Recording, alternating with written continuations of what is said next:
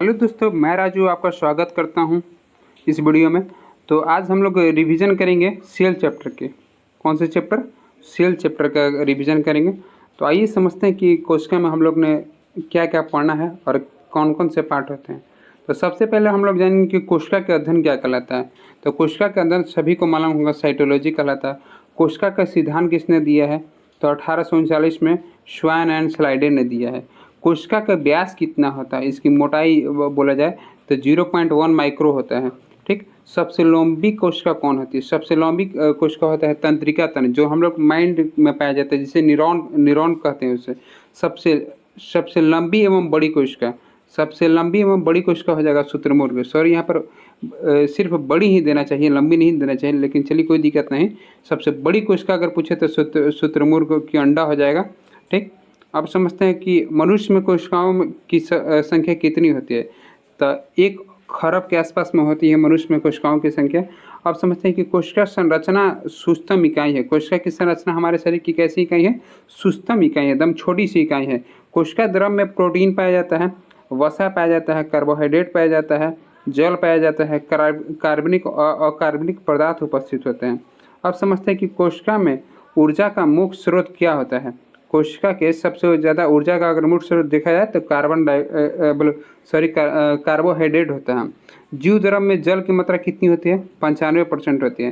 पादप कोशिकाओं की कोशिका भित्ति किसकी बनी होती है? सेलुलोज। देखिए, कोशिका 2 प्रकार की, एक पादप होती है, ठीक, और एक पादप होती है, एक जंतु कोशिका होती है। तो जंतु कोशिका में कोशिका भित्ति नहीं पाया जाता है, सिर्फ और सिर्फ पादप। पादप का अर्थ होता है पेड़ पौधा, ठीक, और जंतु का होता है जैसे मानव हो गया, एनिमल से जितना हो गया। ठीक। अब समझते हैं कि प्राणी कोशिकाओं में कोशिका भित्ति अनुपस्थित होती है। देखिए यहाँ पर दिया भी है कि प्राणी कोशिका में कोशिका भित्ति अनुपस्थित होते हैं। अब समझते हैं कि कोशिका विभाजन किसे कहते हैं। करें कि कोशिका विभाजन 3 तरह का होता है, जिससे बोलते हैं समसूत्री बोलते हैं, जिसे मिसोटोस बोलते हैं, अर्धसूत्री बोलते हैं, मिसियोस कहते हैं, और असूत्री बोलते हैं। ठीक। कोशिका के मुख्य अंग कितने होते हैं? कोशिका के 3 अंग होते हैं। सबसे पहले अगर देखा जाए तो 3 अंग होता है, जैसे देखते हैं। सबसे अंदरी भाग को बोलते हैं केंद्रक। अगर आप फिगर में भी दिखाते चले साथ में तो और अच्छा रहेगा। सबसे अंदर वाला भाग को क्या बोलते हैं हम लोग? इसको देखिए, जो पीला पीला है इसको हम लोग केंद्रक बोलते हैं। ठीक। और इसमें जो इस पार्ट को बोलते हैं, जो पिंक कलर का है, इसको बोलते हैं कोशिका द्रव बोलते हैं। इसमें पानी की मात्रा ज़्यादा होती है। ठीक। और ये जो ब्लू कलर से दिख रही है आप लोग को, ये कोशिका झिल्ली होती है। क्या होती है? सेल मेम्ब्रेन, इसको इंग्लिश में बोलते हैं। ठीक। और समझते हैं कोशिका के बारे में। समझते हैं कि कोशिका झिल्ली किसकी बनी होती है। तो वसा और प्रोटीन की बनी होती है। कोशिका झिल्ली कैसी होती है? जो ब्लू कलर की है, ये कैसी होती है? तो अर्ध परागरम होता है। सीधे एक लाइन में समझना है, 1 नंबर उठाना है। कोशिका द्रव समस्त जो केंद्रक है, ये कोशिका के एक तरह से समझिए कि माइंड होता है। किसका होता है? क्या होता है? माइंड। जिसे हम लोग कंप्यूटर का माइंड किसे कहते हैं? सीपीयू के।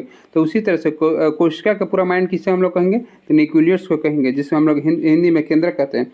केंद्रक में क्या पाया जाता है, यानी न्यूक्लियस में क्या पाया जाता है? तो प्रोटीन पाया जाता है। कितने परसेंट? 70% प्रोटीन पाया जाता है। फिर फास्फोलिपिड पाया जाता है 3.5%। डीएनए पाया जाता है, आरएनए पाया जाता है। ऐसी बहुत सारी चीज़ें जो केंद्रक में पाई जाती हैं। अब समझते हैं कि माइक्रोकॉन्ड्रिया। अब यहाँ पर आते हैं माइक्रोकॉन्ड्रिया के हम लोग क्या कहते हैं? तो पावर हाउस कहते हैं। माइक्रोकॉन्ड्रिया समझते हैं कि पावर हाउस ऑफ सेल बोलते हैं। कोशिका के ऊर्जा गृह कहते हैं। माइक्रोकॉन्ड्रिया में एटीपी के रूप में ऊर्जा स्टोर होती है। ऊर्जा आखिर किसके रूप में और स्टोर होती है?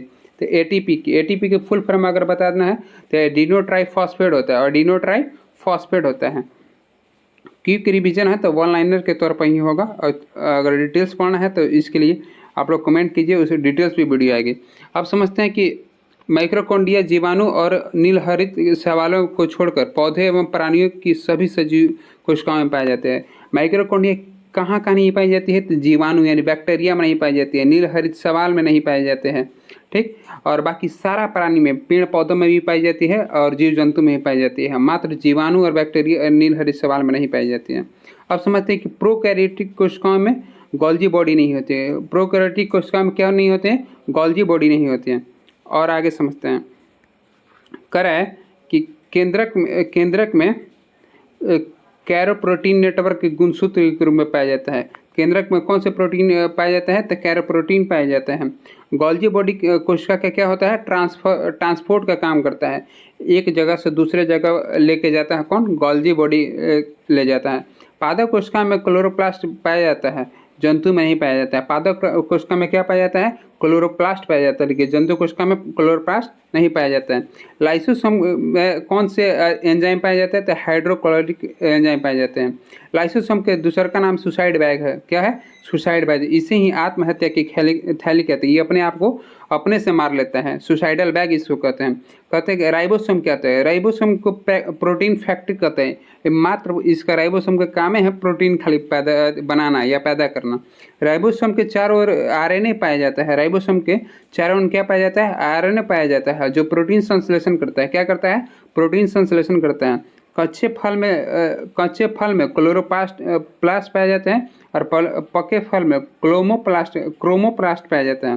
ध्यान दीजिएगा, कच्चे फल में क्लोरोप्लास्ट पाया जाता है और पके फल में क्रोमोप्लास्ट पाया जाता है।